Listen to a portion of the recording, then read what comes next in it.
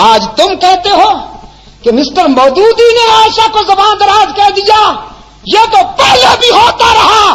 صدیقہ کائنات کو زبان دراز کہنے والے منافقین پہلے بھی ہوا کرتے تھے، لیکن الحمدللہ عائشہ کے دفاع میں قرآن بولتا تھا، قرآن بولتا ہے اور قرآن بولتا رہے گا۔ ہم ان میں سے نہیں جو حضرت عائشہ کا سینے میں بغض رکھتے ہیں، ہم ان میں سے ہیں جو صدیقہ کی آن پر اپنی جانیں قربان کرنے کی تمنا رکھتے ہیں۔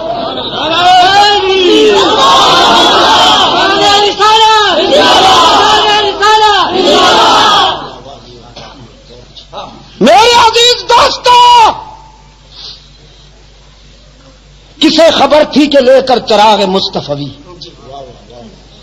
کسے خبر تھی کہ لے کر چراغ مصطفی جہاں میں آگ لگاتی پھرے گی بولا بھی، لیکن ٹپکتی ہے اداؤں سے، برستی ہے نگاہوں سے۔ عداوت کون کہتا ہے کہ پہچانی نہیں جاتی؟ بہت چھپایا اپنے آپ کو، بہت ٹائٹل ہی ایسا رکھا کہ لوگ پھنسے، ٹائٹل ہی ایسا رکھا کہ لوگ بیچارے پھنستے جائیں، لیکن چوری پکڑی جاتی ہے، بالآخر چوری پکڑی جاتی ہے۔ میرے عزیز دوستو، صدیقہ کائنات پر ابن ابی کے گروپ نے الزام تراشی کی، بد زبانی کی۔ بنو المصطلق کے غزوہ سے واپسی پر سرکار دو عالم صلی اللہ علیہ وسلم مجروح خاطر ہیں۔ حضرت عائشہ فرماتی ہیں میرے آقا گھر تشریف لائے، چہرے پہ حزن و ملال کا تاثر جھلک رہا ہے۔ میں نے سلام عرض کیا تو آقا نے کوئی جواب نہ دیا۔ میرے دل کی دنیا پہ قیامت ٹوٹ گئی۔ تڑپ کر دوسرے رخ پہ آئیں، پھر سلام عرض کیا۔ رحمت عالم صلی اللہ علیہ وسلم نے چہرہ پھر پھیر لیا، اور حضور کا چہرہ پھرنا کوئی معمولی حادثہ تو نہیں دوستو۔ دونوں جہاں اس سے پھرے جس سے پھری تیری نظر، دونوں جہاں اس سے پھرے جس سے پھری تیری نظر۔ ابو لہب اتنا حسین ہے کہ ماں نے شولو کا باپ کہہ دیا، نام تو عبد العزا تھا نا، لیکن ماں نے کہا میرا بیٹا کتنا حسین ہے، چہرے پہ شعلے ٹپکتے ہیں، یہ تو ابو لہب ہے۔ لیکن محمد نے نگاہیں پھیر لی، ابو لہب جہنم کا ایندھن بن گیا، اور بلال حبشے کا سیاہ فام تھا، رحمت للعالمین کی نظر میں جچ گیا۔ فرش پہ چلتا ہے تو جوتے کی آواز عرش پہ سنائی دیتی ہے۔ دونوں جہاں اس سے پھرے جس سے پھری تیری نظر، اور جسے دیکھا اسے دونوں جہاں دیکھا کیے۔ صدیقہ کائنات رضی اللہ تعالی عنہ افسردہ ہو کر اجازت لے کر اپنے باپ کے گھر آئیں، صدیق اکبر کے گھر آئیں، یہ سوچتے ہوئے کہ ماں کو درد دل سناؤں گی، باپ کے سامنے آنسو بہاؤں گی۔ لیکن فرماتی ہیں گھر پہنچی تو ماں بھی آنسو میں ڈوبی ہوئی ہے، باپ بھی قرآن کی تلاوت کرتے ہیں اور زار و قطار رو رہے ہیں۔ میری تو سمجھ میں کچھ نہیں آ رہا تھا۔ دیکھا منافقین کا پراپگنڈا کیسے کیسے معصوموں کو مبتلا کر دیتا ہے۔ فرماتی ہیں سمجھ میں کچھ نہیں آ رہا تھا کہ میرے گھر کیا قیامت ٹوٹ گئی۔ یہ تو ام مستہ کی زبانی پتہ چلا کہ عائشہ کتنی بھولی ہے تو، تیرے خلاف تو مستقل محاذ بن چکا ہے، مستقل محاذ بن چکا ہے۔ تیری کردار کشی کے لیے لمبی چوڑی دلیلیں دی جا رہی ہیں، افسانے گھڑے جا رہے ہیں، کہانیاں گھڑی جا رہی ہیں، قسمیں اٹھائی جا رہی ہیں کہ عائشہ ایسی ہے، عائشہ ویسی ہے، تجھے تو پتہ ہی نہیں ہے کسی بات کا۔ فرماتی ہے میں اس قدر متاثر ہوئی کہ بے ساختہ بخار میں مبتلا ہو گئی، گھر کے اس کونے میں چلی گئی مصلی اٹھا کر جہاں مکمل اندھیرا تھا، تنہائی تھی۔ ماں نے گھبرائی ہوئی بیٹی کو مصلی اٹھا کر جاتے دیکھا سوچا کہیں جان سے نہ مار ڈالے خود کو. پوچھا بیٹی کہاں جاتی ہو؟ عائشہ نے کہا چپ رہیے، گھبرائیے نہیں، ہائی کورٹ تو ناراض ہو گیا ہے، ذرا سپریم کورٹ کا دروازہ کھٹکھٹانے جا رہی ہوں. اب اس کے دروازے پہ آنسو بہانے جا رہی ہوں جہاں آدم روتے ہیں، زکریا روتے ہیں، ابراہیم روتے ہیں، یونس روتے ہیں اور سب کے آنسو پوچھے جاتے ہیں. آج اس کے محبوب کی عائشہ بھی آنسو کا نذرانہ لے کر جا رہی ہے، اللہ کی عدالت میں اپیل کرنے جا رہی ہوں. میرے معبود، میرے کردار کو کوئی اور جانے یا نہ جانے، لیکن تو میرے کردار کو بھی جانتا ہے، افکار کو بھی جانتا ہے. یہاں عائشہ نے آنسو کی برسات میں اللہ کی عدالت میں اپیل کر دی. وہاں رحمت عالم صلی اللہ علیہ وسلم نے صحابہ کا اجلاس بلا لیا، صحابہ کا اجلاس بلا رکھا ہے. میرے آقا نے فرماتے ہیں بتاؤ کیا کروں، عائشہ کے معاملے میں رائے دو، کیا کروں؟ صحابہ رو رہے ہیں، کسی میں جرأت گفتار ہی نہیں، آنکھیں برس رہی ہیں، سسکیاں سنائی دیتی ہیں، آہوں کی آواز آتی ہے. رحمت عالم فرماتے ہیں بولو نا، عائشہ کے معاملے میں کیا کروں؟ لوگ ایسی ویسی باتیں کر رہے ہیں. ایک آواز آئی، اللہ کے رسول اگر عائشہ سے آپ زیادہ ہی کبیدہ کھاتے رہیں، اگر آپ کا دل زیادہ دکھ گیا ہے تو آزاد کر دیجئے. نبی کو بیویوں کی کمی تو نہیں، بس یہ آواز اٹھنی تھی کہ فاروق اعظم زارو قطار روتے ہوئے اٹھ کھڑے ہوئے. عرض کیا اللہ کے رسول یہ فیصلہ تو بالکل آخری ہوگا، پہلے یہ بتائیے کہ عائشہ کو آپ کی رفیقہ حیات بنانے والا کون ہے؟ پہلے یہ بتائیے کہ عائشہ کا رشتہ منتخب کرنے والا کون ہے؟ اس نسوانی پیکر کو آپ کے خانوادہ اقدس میں بھیجنے والا کون ہے؟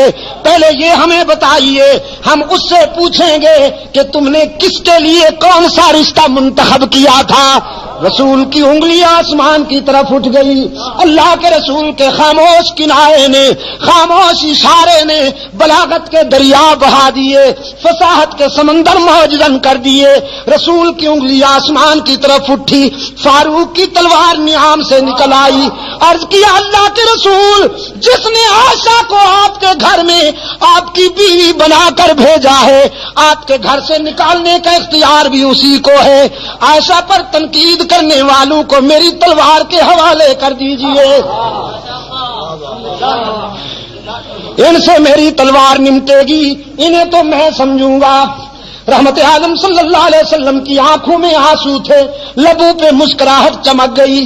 فرمایا جزاک اللہ ابن خطاب، جزاک اللہ، تو نے میرے دل کی گرانیاں دور کر دی، تو نے میرے ذہن کی گرانیاں دور کر دی. جزاک اللہ میرے عمر. بس فیصلہ وہیں سے ہوگا. اب میں بھی اسی کے فیصلے کا منتظر ہوں، تم بھی اسی کے فیصلے کا انتظار کرو، ہم سب اللہ کے فیصلے کے منتظر ہوں گے. یہاں سے نعرہ تکبیر، نعرہ تکبیر، اسلامی انقلاب، شان صحابہ، شان صحابہ، مولانا عبد المجید شاہ ندیم، مولانا ضیاء الرحمان فاروقی، حضرت مولانا محمد ایوب جان بنوری، چترال کے غیور عوام، مجاہدین افغانستان، ہم سب اللہ کے فیصلے کا انتظار کریں گے. میرے آقا یہاں سے اٹھے اور چترال کے روشن ضمیروں جانتے ہو کہاں پہنچے؟ ایک گھر بڑا خوش نصیب ہے، ایک گھرانہ بڑا خوش نصیب ہے. ساری کائنات رسول کے قدموں میں اور رسول ابو بکر کے دروازے پر، صدیق اکبر کے دروازے پہ دستک ہوئی، دروازہ کھٹکھٹایا گیا. حضرت عائشہ کی غمزدہ ماں نے ڈوبی ہوئی آواز میں پوچھا ممبی باب کون ہے؟ ہمارا دروازہ کھٹکھٹانے والا کون ہے؟ بس چھوڑ دو ہمیں اپنے حال پر، ہمیں کیوں ستاتے ہو، ہمیں کیوں تڑپاتے ہو، ہمیں اپنے حال پہ رہنے دو۔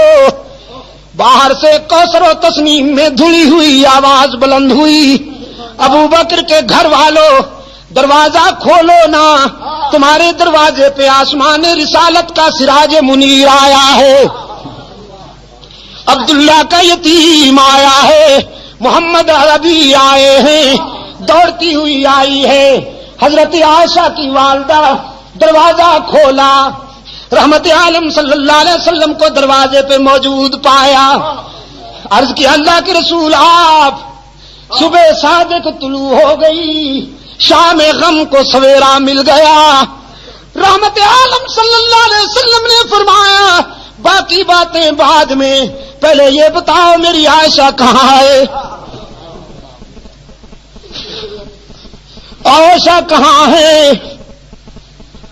اور حضرت عائشہ فرماتی ہیں میں اپنی والدہ اور اپنے آقا کے الفاظ سن رہی ہوں، میرے دل نے تقاضا کیا کہ اٹھوں اور دامن رسول سے چمٹ کر جی بھر کے رو لوں، سارے دل کا بوجھ اتار دوں، لیکن پھر میرے ضمیر نے میرے قدم روک لیے۔ کہاں جاتی ہو؟ جس کی عدالت میں اپیل کی ہے ذرا وہاں سے فیصلہ تو ہو لینے دو، اس کی عدالت کو چھوڑ کر یہ سچ ہے کہ آج تیرے در پہ تیرا محبوب آیا ہے، لیکن اس عدالت کو چھوڑ کر کہاں جاؤ گی؟ ماں نے عرض کیا اللہ کے رسول میری بیٹی تو اسی دن سے آنسو میں ڈوب چکی ہے، بولتی بھی نہیں، کسی بات کا جواب بھی نہیں دیتی، مصلے پہ سجدے میں روتی رہتی ہے۔ رحمت عالم صلی اللہ علیہ وسلم قریب آئے، عرض فرمانے لگے عائشہ آج اپنی صفائی میں جو کچھ کہنا چاہتی ہو کہو، سننے کے لیے آیا ہوں۔ حضرت عائشہ فرماتی ہیں میرے آقا اشکو بسی و حزنی اللہ، آج میرا وہی حال ہے جو ابو یوسف کا تھا۔ فرماتی ہیں میرے غم و حزن کا یہ عالم کہ یعقوب علیہ السلام کا نام ہی بھول گیا، ابو یوسف کہہ کر گزارا کیا۔ آقا میں آج کیا کہوں بھی تو لوگ نہیں مانیں گے، جو کچھ کہنا چاہتی تھی علیم بذات الصدور کو کہہ بیٹھی ہوں اور اسی کے فیصلے کی انتظار کر رہی ہوں۔ وہ یوسف پر الزام کی صفائی دینے والا ہے، وہ موسیٰ پر الزام کی صفائی دینے والا ہے، وہ عیسیٰ پر حضرت مریم پر لگائے جانے والے الزام کی برات کرنے والا ہے۔ آج ابو بکر کی بیٹی بھی اسی کے دروازے پہ رو رہی ہے، میں نے جو کچھ کہنا تھا اسی کو کہہ بیٹھی ہوں۔ رحمت عالم نے فرمایا عائشہ میں بھی اسی کے فیصلے کا منتظر ہوں، اس لیے کہ تیرے بیٹے نے تیری مصر سپریم کورٹ میں بھیج دی تھی، عمر نے تیرا کیس اللہ کی عدالت میں بھیج دیا ہے، میں بھی اسی کے فیصلے کا منتظر ہوں۔ صدیقہ فرماتی ہے میں نے سوچا وہ بڑا بے نیاز ہے، نہ معلوم کب فیصلہ آئے گا، یہ تو معلوم ہی نہیں تھا مجھے کہ ہم ہی میدان و ہم ہی گو۔ حضور بیٹھے، چہرے پر وہ پسینے کی بوندیں چمکنے لگی جو وحی کے وقت ہوا کرتی تھی، چادر اوڑھ لی اور جسد اطہر پر وہ کپ کپی طاری ہو گئی جو وحی کے وقت ہوا کرتی تھی۔ میں سمجھ گئی کہ کال مل گئی ہے، رابطہ قائم ہو گیا ہے، کانپتی ہوئی اٹھ بیٹھی، دیکھوں فیصلہ کیا ہو